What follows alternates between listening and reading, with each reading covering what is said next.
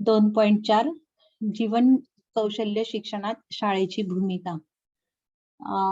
हा 2.4 चा जो आपला मुद्दा आहे, तर हा मुद्दा आपण मागच्या तासाला लक्षात घेतला होता. यामध्ये जीवन कौशल्य शिक्षणात कुटुंबाची भूमिका बघितली होती आणि त्याचाच राहिलेला जो भाग आहे तो आज आपल्याला घ्यायचा आहे. जीवन कौशल्य शिक्षणामध्ये शाळेची भूमिका.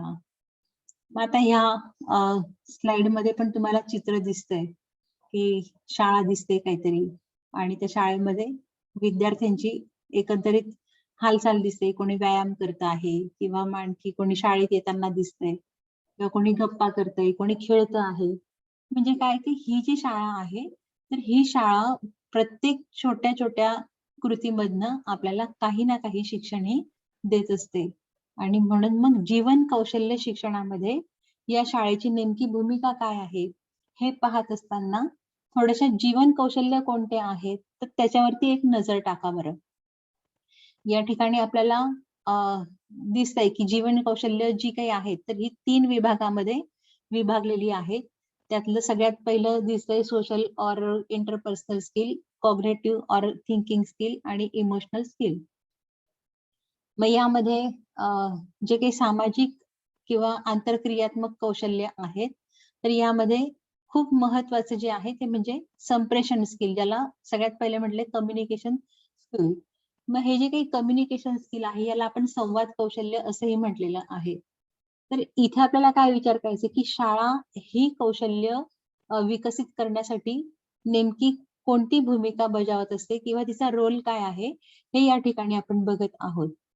मग त्याच्यापुढे असर्टिव्हनेस ची आपण थोडंसं साईडला करू, कारण की आपल्या 10 जीवन कौशल्यामध्ये ते दिलेलं नाही. पण मग पुढचं जे आहे कॉपरेशन स्किल, ज्याला आपण सहकार्यात्मक कौशल्य म्हणतो, तर शाळेच्या संदर्भामध्ये याची भूमिका काय आहे ते तुम्हाला विचार करून ठेवायचा आहे. त्याच्यानंतर इम्पथी म्हणजे समानुभूती. तर सामाजिक कौशल्यामधले हे 3 कौशल्य या ठिकाणी आपल्याला विचारात घ्यायची. त्याच्यानंतर कॉग्निटिव्ह किंवा मग थिंकिंग स्किल म्हटलेलं आहे, बोधात्मक किंवा वैचारिक कौशल्य. तर यामध्ये एकूण हे 5 कौशल्य दिसत आहेत. तर यात प्रॉब्लेम सॉल्व्हिंग आहे, क्रिटिकल थिंकिंग आहे, क्रिएटिव्ह थिंकिंग, डिसिजन मेकिंग आणि सेल्फ अवेअरनेस. मग प्रॉब्लेम सॉल्व्हिंग तुम्हाला माहिती, समस्या निराकरण आहे किंवा मग आणखी चिकित्सक विचार प्रक्रिया आहे, सर्जनशील विचार प्रक्रिया आहे, निर्णय क्षमता आहे किंवा मग स्वची ओळख. हे जे काही 5 जीवन कौशल्य आहे हे बोधात्मक कौशल्यामध्ये येतात. तर या 5ही कौशल्यांच्या विकासामध्ये शाळेची भूमिका नेमकी काय आहे हे तुम्हाला विवेचन करताना लक्षात ठेवायचे. आपण बरेच शाळेच्या संदर्भात बोलणार आहोत आणि हे शाळेच्या संदर्भात बोलत असताना तुम्ही लक्षात घ्यायचे की ही जीवन कौशल्य आहेत. म्यूट वरती या. हे जी काही जीवन कौशल्य आहे तर या जीवन कौशल्यांचा नेमका कसा विकास करते शाळा, तर ते तुम्हाला त्यावेळी थिंकिंग करायचंय. म्हणून सुरुवातीलाच काय करते की हे सगळे जीवन कौशल्य तुमच्या डोळ्यासमोर मांडते. त्याच्यानंतर इमोशनल स्किल जे आहे, तर या इमोशनल स्किल मध्ये वरचे जे 2 आहेत तर ते आपण लक्षात घेणार आहोत. वरचे 2 कोणते की मॅनेजिंग स्ट्रेस आणि मॅनेजिंग इमोशन्स. याला मॅनेजिंग स्ट्रेस म्हणजे तणावाचं व्यवस्थापन आणि भावनांचं व्यवस्थापन. ह्या दोनही गोष्टी आपण किंवा ही दोनही कौशल्य आपण शाळेच्या दृष्टिकोनातून किंवा शाळा ही दोन्ही कौशल्य कशी विकसित करते, तर या सगळ्यांचं विवेचन आज आपल्याला लक्षात घ्यायचं आहे. सुरुवातीला ही पूर्ण लिस्ट 10 जीवन कौशल्यांची तुमच्या नजरेसमोर ठेवलेली आहे. मग आता याच्यानंतर आपली ज्याही काही गोष्टी आपण बोलणार आहोत किंवा जेही विवेचन करणार आहोत, तर त्या विवेचनामध्ये ही जीवन कौशल्य कदाचित बोलल्या जाणार नाहीत. पण जेव्हा मी एक मुद्दा स्पष्ट करेल, तेव्हा तुम्हाला ही जी स्लाइड आहे तर ही लक्षात ठेवायची आहे की यामधून कोणतं जीवन कौशल्य विकसित होतं. तर एक गोष्टी आपण इथे लक्षात घेऊया. सुरुवातीला तुम्हाला प्राथमिक मराठी शाळा दिसते. थोडीशी स्लाइड अस्पष्ट आहे, नेटवर नाही घेतलेली आहे. तर यामध्ये शाळेमध्ये काय काय कार्य चालतं ते लक्षात येते. सुरुवातीला तर शाळेची सुंदर अशी इमारत दिसते. झेंडा फडकलेला दिसतोय, जसं आज आपण म्हणतोय की स्वातंत्र्य दिनाच्या शुभेच्छा आपण एकमेकांना देतोय. तर तसंच इथे काहीतरी झेंडा फडकलेला दिसतोय आणि काही मुलं बॅडमिंटन खेळतायत, काही सुंदर असं चित्र काढतायत किंवा काही इकडे व्हॉलीबॉल सारखे खेळ खेळतायत. एक मुलगा शाळेच्या गेटातनं आत येतोय. ह्या सगळ्यांवरती निरीक्षण ठेवण्यासाठी किंवा मार्गदर्शन करण्यासाठी मागे शिक्षक दिसतायत. तर हे काय आहे? ही शाळा आहे. ही जनरल चित्र आपल्या डोळ्यासमोर शाळा म्हटली की येतं. मग या प्रत्येक गोष्टीमधनं आपल्याला जेही काही शिक्षण मिळत असतं, ते शिक्षण आपलं जीवन आनंद देण्यासाठी किंवा आपलं जीवन सुखमय करण्यासाठी उपयुक्त ठरत असतं. आणि म्हणून शाळेची जी भूमिका आहे, ती किती महत्वाची आहे, तर हे बोलण्यापेक्षा आपल्याला अनुभवातनच इथे लक्षात येतं. मग तसं पाहिलं तर शाळेचं जे काही ध्येय आहे, शाळेचं म्हणण्यापेक्षा एकूण शिक्षणाचंच ध्येय आहे, की विद्यार्थ्यांचा सर्वांगीण विकास साधणं. हं. तर शिक्षणाचा सर्वांगीण विकास साधणं हे काय आहे? आपल्या शिक्षणाचं ध्येय आहे आणि म्हणून हे ध्येय पूर्ण करण्यासाठी शाळा जी आहे, तर ती जाणीवपूर्वक प्रयत्न करते. जाणीवपूर्वक कशाच्या संदर्भात प्रयत्न करते? तर हे तुमच्या समोर 3 क्षेत्र जे दिलेले आहेत त्याचा विकास करण्याचे. सर्वांगीण विकास म्हणजे काय आहे, की विद्यार्थ्यांमध्ये बोधात्मक, भावात्मक आणि क्रियात्मक म्हणजेच कौशल्यप्रधान जो काही विकास आहे, तर तो साधण्याचा जाणीवपूर्वक शाळा प्रयत्न करत असते. मग हा जाणीवपूर्वक प्रयत्न कशासाठी आहे? तर निश्चितच शिक्षणाचं जे ध्येय आहे, तर ते ध्येय पूर्ण करण्यासाठी. आणि म्हणून हे तीनही क्षेत्र जे आहेत, तर त्याचा विकास जर झाला, तर निश्चितच आपल्या जीवन जगण्यासाठीची जी काही कौशल्य आहेत, तर त्या कौशल्यांचा विकास यामधनं होत असतो. आणि म्हणून या 3 क्षेत्रांचा इथे आपण विचार करणार आहोत. मग सुरुवातीला बोधात्मक विकास. मग बोधात्मक विकासामध्ये काय येतंय? वर्ग अध्यापन येतंय. मग वर्ग अध्यापन हे जे आहे, तर हे आपल्या अ, बोधात्मक विकासासाठी खूप उपयुक्त आहे. हं. बघा वर्ग अध्यापनामध्ये विविध प्रकारचे शालेय विषय शिकविले जातात. या विविध शालेय विषयांमध्ये आपल्या ज्या 7 मेथड आहेत, तर त्या 7 मेथड तुम्हाला माहीत आहेत. तिघ भाषा आहेत, मराठी, हिंदी, इंग्रजी. त्याच्यानंतर सोशल सायन्स आहे. त्याच्यामध्ये आपण इतिहास, भूगोल, मग आणखी नागरिक शास्त्र असेल, राज्यशास्त्र आहे, अर्थशास्त्र आहे. त्याच्यामध्ये इन्क्लूड येतं आणि पुढे विज्ञान आणि गणित. मग ह्या प्रत्येक विषयामधनं विद्यार्थ्याच्या जी काही मानसिक विकास असतो किंवा जो काही बोधात्मक विकास आहे, तर त्याचा जाणीवपूर्वक इथे प्रयत्न केला जातो. बोधात्मक विकासाच्या दृष्टिकोनातनं वर्ग अध्यापन हे खूप महत्वाचं असतं आणि म्हणून प्रत्येक शाळांमध्ये विद्यार्थ्याचा बोधात्मक विकासाच्या दृष्टिकोनातनं ह्या अध्यापन तासिका चालत असतात. मग शिक्षक या तासाला प्रभावी अध्यापन करण्यासाठी विविध प्रकारची शैक्षणिक साधनं वापरत असतात. अनेक उदाहरणं देत असतात किंवा मग वेळ पडलीच तर त्यांना प्रत्यक्ष अनुभूती देत असतात. छोटे-छोटे प्रयोग करून दाखवत असतात. तर ह्या सगळ्या मागचं कारण काय आहे, की त्या विद्यार्थ्याचा बोधात्मक विकास साधणं. त्यानंतर तुम्हाला हेही लक्षात येत असेल, की शाळा केवळ वर्ग अध्यापन करत नाही, तर आपल्या अभ्यासाला पूरक अशा काही क्षेत्रभेटींचं सुद्धा आयोजन करते. बऱ्याचशा क्षेत्रभेटी तुम्हाला माहीत असतील. तर त्या क्षेत्रभेटी आपल्या पाठ्यपुस्तकात दिलेल्या आहेत त्यांनी काही विषयांमध्ये. तर त्या क्षेत्रभेटी केवळ पुस्तकात न ठेवता त्या प्रत्यक्ष त्या ठिकाणी जाऊन जर शिकवल्या तर जास्त उत्तम असतं आणि म्हणून अशा छोट्या-छोट्या क्षेत्रभेटी आयोजित केल्या पाहिजेल. जसं तुम्ही साखर कारखाना शिकवत असाल, तर जवळ साखर कारखाना असेल तर तिथे मुलांना घेऊन जायचं आहे. साखरेची निर्मिती कशी होते किंवा मग आणखी तुम्ही एखादी स्टेशनवरची माहिती शिकवत आहात किंवा मग दळणवळणाची साधनं तुम्ही सांगत आहात. वाहतुकीची साधनं तुम्ही शिकवत आहात. मग त्यावेळी जर आपण रेल्वे स्टेशन असेल किंवा मग तुमच्या अवतीभोवती जी पण काही वाहतुकीची केंद्र असतील, तिथे तुम्ही विद्यार्थ्यांना न्यायची, तिथला व्यवहार कसा चालतो. तर ह्या क्षेत्र भेटीमधून सुद्धा काय आहे, बोधात्मक विकास जो आहे तर तो साधला जातो. किंवा एखादी ग्रंथालय आहे, जिल्ह्याच्या ठिकाणी एखादी ग्रंथालय असतं. तुम्ही त्या ग्रंथालयामध्ये क्षेत्रभेट आयोजित करू शकता. किंवा मग ऐतिहासिक ठिकाण असेल, तर अशा ऐतिहासिक ठिकाणाला आपण जर भेट दिली, तर त्यातूनही विद्यार्थ्यांचा बोधात्मक विकास हा होत असतो. तर हे जाणीवपूर्वक प्रयत्न शाळेमध्ये आपल्याला होताना दिसतात. मग याचबरोबर काही तज्ञ व्यक्ती ज्या आहेत, तर त्यांच्या व्याख्यानांचं आयोजन सुद्धा शाळेमध्ये होत असतं. मग आता ही जी काही तज्ञ व्यक्ती असते, तर ती त्या क्षेत्रातली तज्ञ असते आणि म्हणून त्यांच्या व्याख्यानाचा विद्यार्थ्यांच्या बौद्धिक क्षमतेवरती निश्चित परिणाम होत असतो किंवा जो बौद्धिक साठा आहे, तो या व्याख्यानांमधनं होत असतो. तर ही व्याख्यानं सुद्धा काय आहे, तर बोधात्मक विकास जाणीवपूर्वक करण्याचं एक माध्यम आहे. त्याच्याच बरोबर विविध प्रकारच्या स्पर्धा असतात. मग ह्या स्पर्धा ज्या आहेत, तर त्यातनं मानसिक ज्या काही क्षमता आहेत, तर त्या विद्यार्थ्यांच्या प्रगल्भ होत असतात. मग बऱ्याचशा स्पर्धा आहेत. तुम्ही एखादी छोटंसं असं विज्ञान प्रदर्शन बघा. या विज्ञान प्रदर्शनमध्ये सुद्धा काय असते, चुरस असते, की कोणत्या शाळेचा पहिला क्रमांक येईल, कोणत्या विद्यार्थ्याने कशा प्रकारचा प्रकल्प सादर केलेला आहे. त्यांच्यामध्ये ही अशा स्वरूपाची स्पर्धा असते.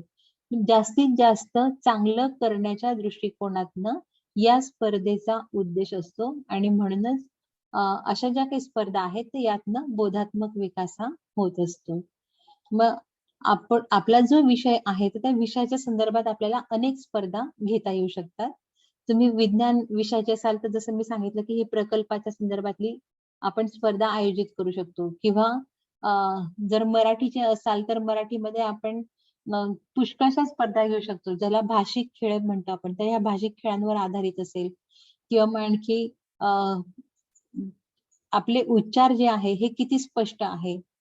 वक्तृत्व स्पर्धा आहे, वादविवाद स्पर्धा आहे. तर ह्या सुद्धा स्पर्धा काय आहे, तर बोधात्मक विकास करण्याच्या दृष्टिकोनातनं शाळांमध्ये घेतल्या जातात. फक्त काय की ह्या स्पर्धा ज्या आहेत, तर या स्पर्धांमध्ये अ, द्वेष भावना नसावी. ही स्पर्धा जी आहे, तर ही हेल्दी स्वरूपाची असली पाहिजे.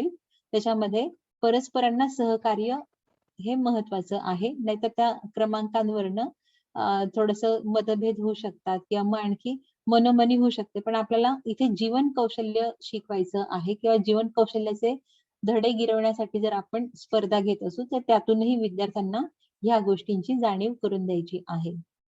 आणि इथे प्रदर्शन म्हटलंय, की ही जी काही प्रदर्शनं आहेत, तर ही विविध प्रकारची असतात. मग ते अ, प्रदर्शनामध्ये ठेवण्यासाठी लागणाऱ्या ज्या काही वस्तू असतील, चित्र असतील किंवा आणखी इतर काही गोष्टी असतील, तर ती पण आपण विद्यार्थ्यांकडनं जर तयार करून घेत असू, तर यातूनही त्यांचा बोधात्मक विकास हा होत असतो.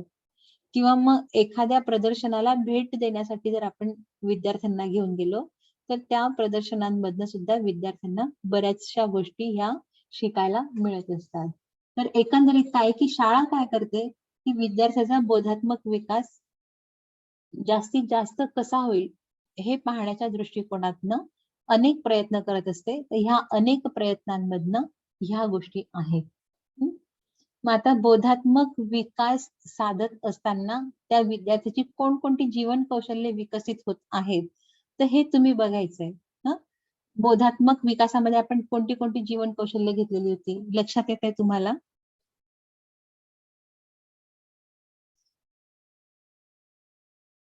आपण पुन्हा मागच्या स्लाइडकडे जातो. अं, एक मिनिट.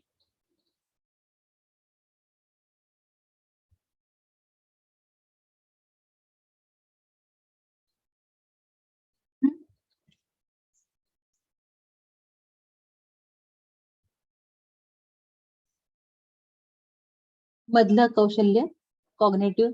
मग याच्यामधनं problem solving, critical thinking, creative thinking, decision making आणि सेल्फ अवेअरनेस.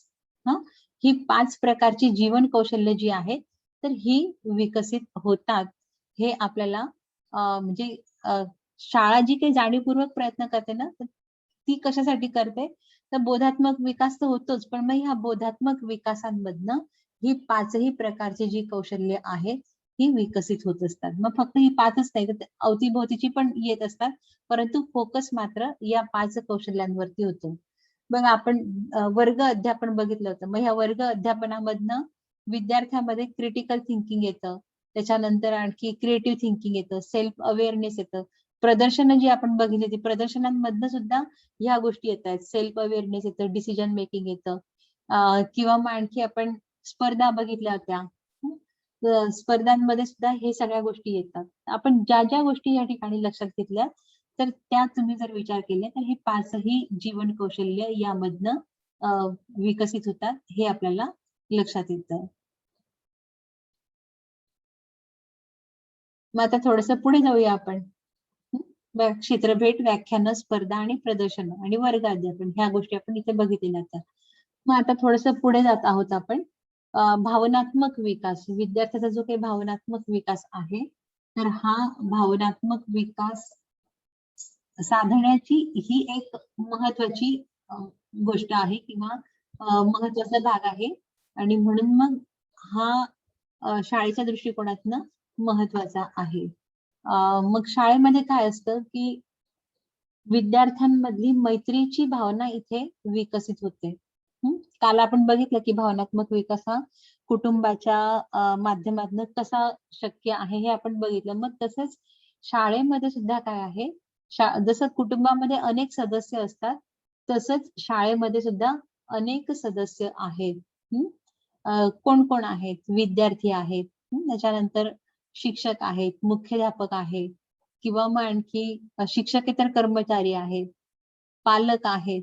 असे अनेक घटक जे आहेत, ज्याला आपण मानवी घटक म्हणतो, तर हे शाळेमध्ये एकवटलेले असतात आणि म्हणून या परस्परांमध्ये विद्यार्थी-विद्यार्थी ही जी काही आंतरक्रिया आहे, तर यामधनं मैत्रीची जी भावना आहे, तिचा विकास होतो. मग या मैत्रीच्या भावनेमधनं इतर अनेक भावनांचा विकास होतो. तुम्हाला माहिती की मैत्रीमध्ये सुख-दुःख त्याच्यानंतर बऱ्याचदा खूप दाट मैत्री असेल तर त्याच्यातनं आपल्याला आनंदाची भावनाही इथे विकसित होताना दिसते. मात्र जर मैत्रीमध्ये आणखी काही थोडंसं काय म्हणतील वाद झाला तर त्याच्यातनं द्वेष भावनाही विकसित होते. तर शाळांमधनं काय आहे तर अशा सगळ्या पॉझिटिव्ह, निगेटिव्ह दोन्ही प्रकारच्या भावनांचा हा विकास होत असतो. परंतु शिक्षकाने निगेटिव्ह भावनांचा विकास जर होताना दिसला तर तिथे विद्यार्थ्यामध्ये सामंजस्य निर्माण करून पॉझिटिव्ह भावनांचा विकास कसा होईल याकडे लक्ष द्यायचं आहे. त्यानंतर शाळेमध्ये आपलेपणाची जी भावना आहे ही पण विकसित होते. तुम्हाला तुम्ही म्हणजे तुमच्या शाळेला आजही आपली मानतात. हं. माझी शाळा म्हणूनच आपण तिचा उल्लेख करतो. अ, मलाही माझी शाळा आठवते. बऱ्याचदा म्हणजे मी जेव्हा केव्हा माझ्या शाळेवरनं कधी गेली तर ऑटोमॅटिक ही क्रिया होते, की मी माझ्या शाळेला नमस्कार करते जाता येता. तर ही जी आपलेपणाची, आत्मीयतेची भावना आहे, तर ही भावना आपल्याला शाळा देते. मग फक्त शाळेची जरी ती इमारत असली, निर्जीव स्वरूपाची जरी आपल्याला दिसत असली, तरी सुद्धा तिच्यामध्ये आपलेपणा किती आहे, तर शाळेने आपल्याला किती काही दिलेलं आहे आणि म्हणून मग या भावनेचाही विकास आपल्या शाळेमधनं दिसतो. त्याच्यानंतर एकात्मता आहे. आपण म्हटलं की शाळेमध्ये अनेक प्रकारचे विद्यार्थी आहेत. त्याच्यानंतर विविध प्रकारचे आणखी जे जे काही शिक्षक असतील, नॉन टीचिंग असतील, पालक असतील, हे सगळे एकत्र येतात. मग या प्रत्येकामध्ये ते कुठल्या-कुठल्या थराचे असतील म्हणजे कोणी गरीब असतील, कोणी श्रीमंत असतील, वेगवेगळ्या जातींचे असतील, भाषेचे असतील, धर्माचे असतील, हे सगळे एकत्र येतात आणि त्यातनं एकात्मताही साधत असते. आणि यातूनच विश्व बंधुत्वाची सुद्धा भावना ही निर्माण होत असते. तर मग शाळेमधनं इथे मी एक 4च प्रकारच्या भावना मांडलेल्या आहेत. परंतु या 4 प्रकारच्या भावनांमध्ये आणखी अनेक भावना दडलेल्या आहेत. तर या सर्व भावनांचा विकास हा शाळेमधनं होत असतो. मग शाळा जाणीवपूर्वक काय प्रयत्न करते, की या भावनांचा विकास होण्यासाठी किंवा विद्यार्थ्याचा जो काही भावनात्मक विकास आहे, तर हा होण्यासाठी शाळा जाणीवपूर्वक काय प्रयत्न करते, तर परिपाठ घेते. तुम्हाला माहिती की पहिला म्हणजे शाळा भरल्यानंतर जी पहिली सुरुवात असते शाळेची, तर ती परिपाठाने होत असते. मग परिपाठामध्ये आपण प्रतिज्ञा म्हणतो. भारत माझा देश आहे, सारे भारतीय माझे बांधव आहे. हं, याच्यातूनच तर भावनेचा विकास इथूनच तर होतोय. त्याच्यानंतर आपण राष्ट्रगीत म्हणतो. राष्ट्रगीतामध्ये एकात्मता आहे. तुम्ही संपूर्ण भारतामध्ये कुठेही जा, आपल्याला जोडणारी एकमेव गोष्ट म्हणजे आपले राष्ट्रीय प्रतीक आहेत. आणि त्या राष्ट्रीय प्रतीकांमधलंच एक प्रतीक म्हणजे आपलं राष्ट्रगीत आहे. तर परिपाठामध्ये प्रतिज्ञा असेल, संविधान असेल किंवा मग राष्ट्रगीत आहे किंवा एखादी प्रार्थना आहे. जसं आपण साने गुरूंची खरा तो एकची धर्म, जगाला प्रेम अर्पावे. तर ही प्रेमाची भावना आपल्याला या सर्व परिपाठामधनं विकसित करण्याची एक संधी असते. म्हणून शाळा परिपाठाला अ, सर्वात आधी घेते किंवा प्रत्येक शाळेमध्ये सुरुवात जी आहे ती परिपाठाने होत असते. तर त्याच्या मागचं कारण काय आहे? तर भावनात्मक विकास आहे. फक्त त्या दृष्टिकोनातनं त्या परिपाठाला पाहायचं आहे. नाहीतर परिपाठाला आपण केवळ औपचारिकता जर आपण ठेवली तर ती इथे आपली हा भावनांचा विकास होण्याच्या दृष्टिकोनातनं दिसत नाही. पण तुम्ही जर बारकाईने बघितलं त्याच्याकडे तर परिपाठामध्ये भावनांचा विकास किती खूप मोठ्या प्रमाणात दडलेला आहे, हे इथे लक्षात येतं. त्याच्यानंतर बोधकथा असतात. काही ठिकाणी परिपाठामध्ये घेतल्या जातात किंवा मग काही शिक्षक जे आहेत, तर ते विद्यार्थ्यांना अ, अशा बोधकथा राखून ठेवतात, की मला जर रिकामा तास मिळाला, तर त्यावेळी मी बोधकथा सांगेल. तर ह्या विविध प्रकारच्या बोधकथांमधनं भावनात्मक विकास हा होत असतो. मग यानंतर समाजसेवा आहे किंवा स्काउट गाईड आहे. हं. तुमच्यापैकी असेल काही लोकांचं, काहींचं समाजसेवा असेल, काहींनी स्काउट गाईड घेतलेलं असेल. तर हे 2 विषय तर असे आहेत, की यामध्ये समाजसेवेच्या दृष्टिकोनातनं ज्याही काही भावना असतील, तर त्यांचा विकास होतो. परस्पर सहकार्याची भावना असेल किंवा सामाजिक गुण जेही असतील, तर या सर्वांचं या ठिकाणी विकास होतो, हे आपल्याला लक्षात येतं. आणि म्हणून मग भावनांच्या विकासासाठी जाणीवपूर्वक प्रयत्न करणारे हे 2 विषय आहेत. आणि त्याच्या व्यतिरिक्त जे काही इतर विषय आहेत, की ज्यांचं आपण तासांना अध्यापन करतो, तर त्यामधून सुद्धा विविध प्रकारच्या भावना ज्या आहेत, तर त्या विकसित होत असतात. म्हणून सर्वांगीण विकासामध्ये अशा स्वरूपाच्या भावनांचा विकास हा होत असतो.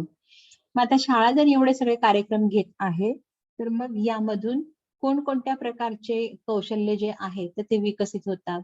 असा जर तुम्ही स्वतःला प्रश्न केला, तर आपण जे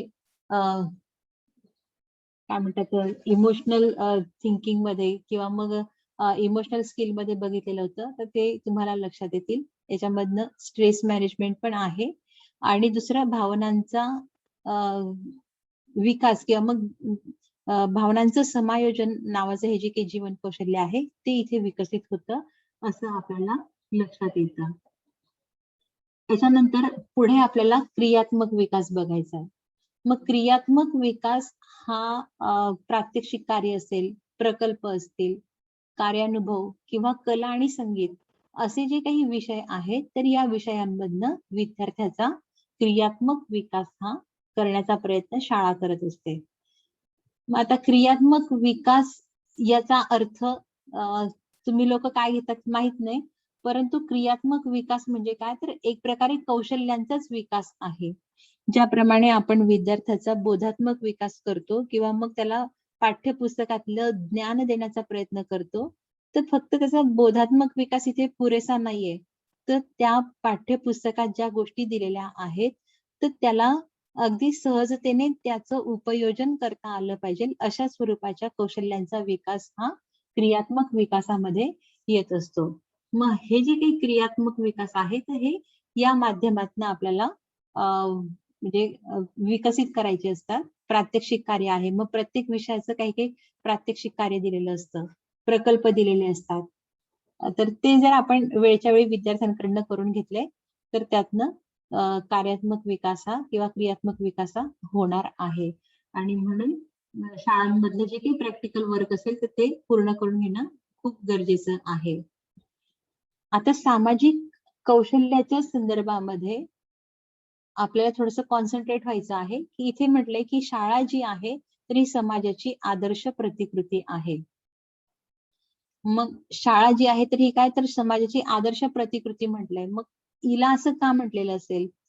तर समाजातले जे काही घटक आहेत, तर ते शाळेमध्ये येतात. म्हणजे जर एखाद्या समाजामध्ये किंवा एखाद्या वस्तीमध्ये 100 कुटुंब असतील, तर त्या 100 कुटुंबातलं कोणी ना कोणी शाळेमध्ये येतं. मग तो एकतर विद्यार्थी असू शकेल, शिक्षक असू शकेल, मुख्याध्यापक आहे, शिक्षकेतर कर्मचारी आहे. आणि म्हणूनच इथे काय म्हटलंय, की शाळा जी आहे, तर ही समाजाची आदर्श प्रतिकृती आहे आणि म्हणून जितकी पण सामाजिक कौशल्य आहे, जी आपण जीवन कौशल्यांमध्ये घेतलेली आहे, तर तिचा विकास यामधनं होतो. हं. तर एकंदरीत या अ, जीवन कौशल्यांमध्ये शाळेची भूमिका जी आहे, तर ती कुठेच आपल्याला नाकारता येणार नाहीये. किंबहुना ही जीवन कौशल्य शालेय शिक्षणातनं विद्यार्थ्यांमध्ये रुजवावी असं WHO ने जे सांगितलेलं आहे, तर ते कर्तव्य पूर्ण करण्याच्या दृष्टिकोनातनं किंवा ती जबाबदारी लक्षात घेऊन शाळेमध्ये या सर्व प्रकारच्या जीवन कौशल्यांचा विकास करण्याचा जाणीवपूर्वक प्रयत्न हा केला जातो, असं आपण या ठिकाणी लक्षात घेत आहोत. अनेक धडे जीवन कौशल्यावर आधारित आलेले आहेत. जसं तुम्ही म्हटलंय, की 1998 मध्ये WHO ने शालेय शिक्षणामध्ये ही 10 जीवन कौशल्ये पुरस्कृत केलेली होती. तर त्या 1998 नंतर जी काही पाठ्यपुस्तकं आलीत किंवा जो काही नवीन सिलेबस तयार झाला, तर त्यामध्ये जाणीवपूर्वक या कौशल्यांवर आधारित पाठांचा समावेश केलेला आहे. तर एकंदरीत ह्या सर्व दृष्टिकोनातनं या अ, शाळेची भूमिका जी आहे, तर ही आपल्याला लक्षात येते. अ, कुणाला काही यामध्ये शंका आहे?